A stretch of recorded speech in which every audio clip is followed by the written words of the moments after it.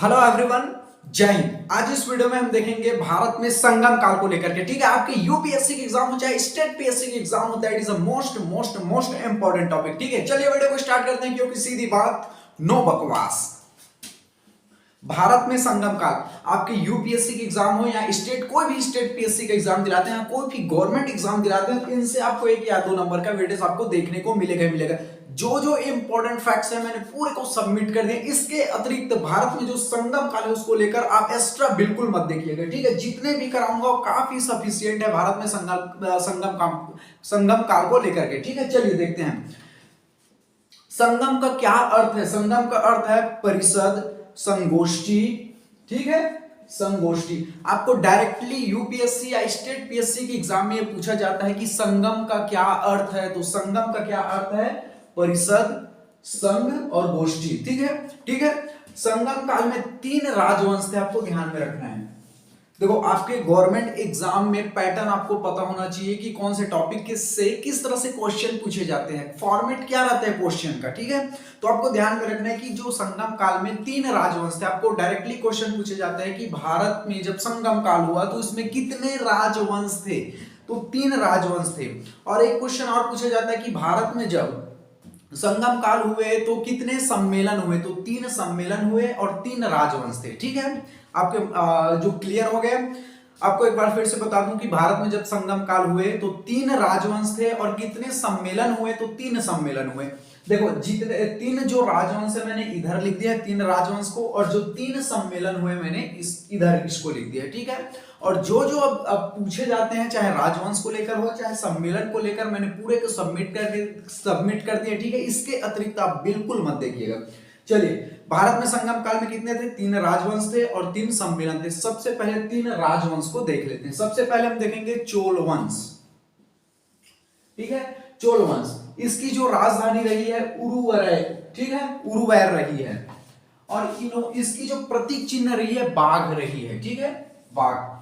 आपको डायरेक्टली ये क्वेश्चन पूछा जाता है कि भारत में जब संगम काल हुआ तो प्रतीक चिन्ह बाघ जो है किस राजवंश का रहा। ठीक है, ऐसा आपको क्वेश्चन पूछा जाता है। तो जो बाघ जो प्रतीक चिन्ह है वो चोल वंश का था। आपको ध्यान में रखना, ये जो प्रतीक चिन्ह है उसको सबसे ज्यादा आपको फोकस करके याद रख लेना है। ठीक है, अगला हम देखेंगे दूसरा है चेर राजवंश। चेर राजवंश, इसका जो शाब्दिक अर्थ होता है चेर राजवंश का क्या होता है? पर्वतीय क्षेत्र।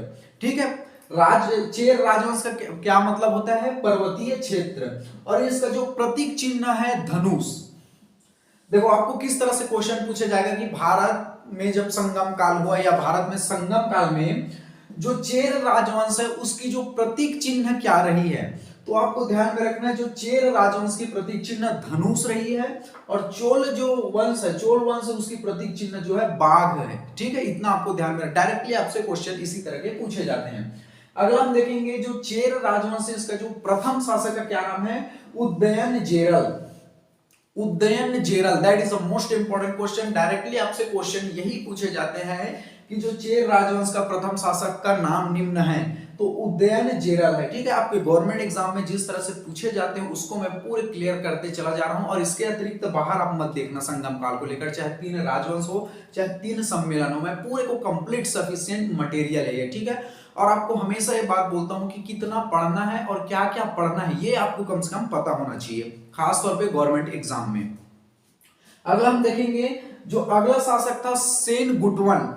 ठीक है, जो चेर राजवंश का अगला शासक का क्या नाम था? सेन गुटवन। और इन्होंने जो है पत्नी पूजा चालू किया था। ठीक है, आपको ध्यान में रखना है कि वह, आपको पूछा जाता है कि चेर राजवंश का वह कौन सा शासक है या उस शासक का नाम बताइए जिन्होंने पत्नी पूजा, है नहीं, पत्नी पूजा प्रारंभ कराया। तो उसका क्या नाम था? सेन गुटवन शासक था जिन्होंने पत्नी पूजा जो है चालू करवाया था। ठीक, ठीक है। देखो, कोई शासक क्या करवाता है तो ये इन्होंने पत्नी पूजा चालू करवा दिया था अपने शासनकाल में। चलिए, इसको बहुत बार पूछा जाता है, जो जो पूछा जाता है उसको और मैं फोर्स करके आपको बता देता हूँ कि इनको आप खास तौर पर ध्यान रख लीजिएगा। जैसे इनके चिन्ह पर ध्यान रखना, जैसे बाघ किसका चिन्ह है? चोल वंश का। धनुष किसका चिन्ह है? चेर वंश का। वह कौन सा शासक है जिन्होंने पत्नी पूजा चालू करवाया? तो सेन गुटवन है। ठीक है, प्रथम शासक उदयनजेरल है। अगला हम देखेंगे आदिगमन जो शासक हुए हैं चेर राजवंश में, इन्होंने गन्ने की खेती प्रारंभ करवाया। ठीक है, चलिए अगला हम देखेंगे पांड्य वंश। पांड्य वंश का जो शाब्दिक अर्थ होता है प्राचीन। ये जो शाब्दिक अर्थ, जैसे चेर राजवंश का अर्थ क्या होता है पर्वतीय क्षेत्र, इसके शाब्दिक अर्थ को भी ध्यान में रखना है। और पांड्य वंश का जो शाब्दिक अर्थ होता है प्राचीन होता है। और इन्होंने अपनी जो राजधानी कहां बनाई थी, मदुरई, आपको ध्यान में रखना है। और इसका जो प्रतीक चिन्ह है मछली, आपको ध्यान में रखना है। देखो हिस्ट्री में कुछ ऐसी चीजें हैं जिनको आपको याद करना पड़ेगा, आपके माइंड को जोड़ देना पड़ेगा। कुछ ऐसी भी हिस्ट्री में ऐसे ऐसे भी टॉपिक है, ऐसे ऐसे राजवंश जिनको पढ़ने में मजा आ जाता है। इनके ऊपर बहुत से फिल्में भी बनी हुई हैं और आपको जैसे सुनते ही आपको इंटरेस्टिंग लगता है। कुछ ऐसी भी टॉपिक्स हैं, ऐसे भी राजवंश जिनको आपको पढ़ने से बोर लग सकता है। ठीक है, तो ये उतार चढ़ाव के साथ लगा रहेगा और जो फॉर्मेट है उसको मैं बताते चला जा रहा हूँ, इसलिए इंटरेस्टिंग से आपको पढ़ना। देखो मैं एक बार रिवाइज करा देता हूँ। भारत में जो संगम काल के 3 राजवंश रहे हैं, चोल वंश, चेर वंश और जो है पांड्य वंश, इसको आपको ध्यान में रखना। प्रतीक चिन्ह, चोल वंश का जो प्रतीक चिन्ह है बाघ है। चेर राजवंश का जो शाब्दिक अर्थ है पर्वतीय क्षेत्र है और इसका जो प्रतीक चिन्ह है धनुष है। प्रथम शासक जो है उदयन जेरल है और अगला जो शासक सेनगुटवन, इन्होंने पत्नी पूजा चालू करवा दिया। अधिगमन जो शासक है, अधिगमन जो शासक उन्होंने गन्ने की खेती करवाया। वह कौन सा शासक है जिन्होंने खेती की गन्ने की खेती को चालू करवाया, तो आदिगमन। पांड्य वंश का शाब्दिक अर्थ क्या होता है, तो प्राचीन होता है। इन्होंने राजधानी मदुरई को बनाई और इसका जो प्रतीक चिन्ह है मछली रहा है। ये तो हो गए भारत में संगम काल के 3 राजवंश। अब देखेंगे 3 सम्मेलन को। ठीक है, मैंने सम्मेलन इधर लिखे हुए हैं। संगम काल में कितने सम्मेलन हुए, 3 सम्मेलन हुए। ठीक है, भारत में जो संगम काल में कितने राजवंश थे, 3 राजवंश थे। डायरेक्टली आपसे इसी तरह के क्वेश्चन पूछे जाते हैं। चलिए अगला देखते हैं, प्रथम सम्मेलन। प्रथम सम्मेलन कहां हुआ, अगर पूछा जाए कि प्रथम सम्मेलन या संगम कहां हुआ था, तो ये मदुरई, तमिलनाडु, याद रखना। ठीक है, और इनके देखो जो प्रथम सम्मेलन कहां हुआ था इसको आपको ध्यान में रखना है। इसके अध्यक्ष कौन थे इसको आपको ध्यान में रखना है। और उस सम्मेलन में कितने राजाओं ने भाग लिए थे इसको आपको ध्यान में रखना है। डायरेक्टली आपसे क्वेश्चन इसी तरह के पूछे जाते हैं। तो प्रथम सम्मेलन कहां हुआ था, मदुरई, तमिलनाडु, याद रखना। जिसके जो अध्यक्ष रहे अगस्त ऋषि रहे हैं। ठीक है, अगस्त ऋषि रहे हैं। और इसमें जो प्रथम सम्मेलन हुआ है नहीं, प्रथम सम्मेलन में 89 राजाओं ने भाग लिया था। ठीक है, ये देखो ये जितने भी हम चोल पढ़ेंगे, पल्लव वंश, राष्ट्रकूट वंश, अभी संगम काल देख रहे हैं, ये छोटे छोटे टॉपिक है, आपको ध्यान में रखना है। थोड़ा सा आपके माइंड बस में रखना है, आपको याद के तौर पर रखना है। ठीक है, उतना ये बड़ा टॉपिक नहीं है, इसमें आपको उतनी टेंशन लेने की भी जरूरत नहीं। जैसे प्रथम सम्मेलन कहाँ होता, मदुरई, तमिलनाडु में। इसका अध्यक्ष किसने किया, प्रथम सम्मेलन का अगस्त ऋषि ने किया। इसमें जो 89 राजा, 89 है नहीं, 89 राजाओं ने भाग लिया। अगला हम द्वितीय संगम। द्वितीय संगम कहां हुआ, कपाटपुरम में, याद रखना आपको, कहां हुआ, कपाटपुरम में। ठीक है, और इसका जो अध्यक्ष तोल्कापियर ने किया। ठीक है, जो दूसरा संगम हुआ या द्वितीय संगम हुआ कहां हुआ, कपाटपुरम में हुआ और इसका अध्यक्ष कौन थे, तोल्कापियर थे। डायरेक्टली आपसे किस तरह से क्वेश्चन पूछे जाते हैं कि वह कौन सा संगम है या कौन सा सम्मेलन है जिसकी अध्यक्षता तोल्कापियर ने की।